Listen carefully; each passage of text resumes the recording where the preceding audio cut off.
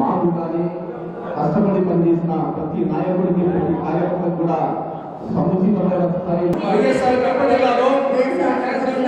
Congress party పటిష్టత కోసం అందరి సహకారంతో మనస వాచ కర్మణ త్రికరణ శుద్ధిగా కృషి చేస్తానని ప్రమాణం చేస్తున్నాను. జై కాంగ్రెస్.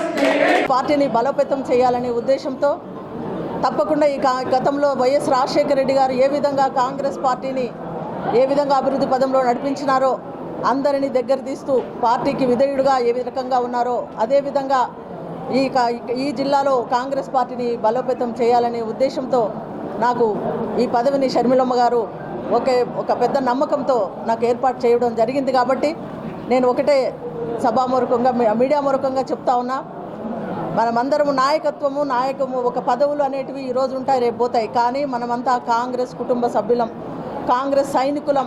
మనము సైనికుల్లాగా పోరాడవలసిన పరిస్థితి ఉంది. ఎందుకంటే మన ఇప్పుడు పరిస్థితులలో మనకు తప్పకుండా మనకు మంచి ప్రభుత్వం రావాలంటే కాంగ్రెస్ పార్టీ అని నేను వీరందరికీ తెలియజేస్తూ, ఈ యొక్క అవకాశం నాకు ఇచ్చినందుకు నేను తప్పకుండా దానిని నిర్వర్తించి కడప జిల్లాలో మన రాష్ట్రంలోనే ముందుగా మన కాంగ్రెస్ పార్టీని బలోపేతం చేసి రేపు వచ్చే స్థానిక ఎలక్షన్లో కానీ అందరితో కలుపుకొని ప్రతి ఒక్క నాయకులతో కలుపుకొని నేను ఈ పార్టీని బలోపేతం చేయడానికి కృషి చేస్తానని మా మీడియా పూర్వకంగా తెలియజేసుకుంటూ ఉన్నాను. ఓకే.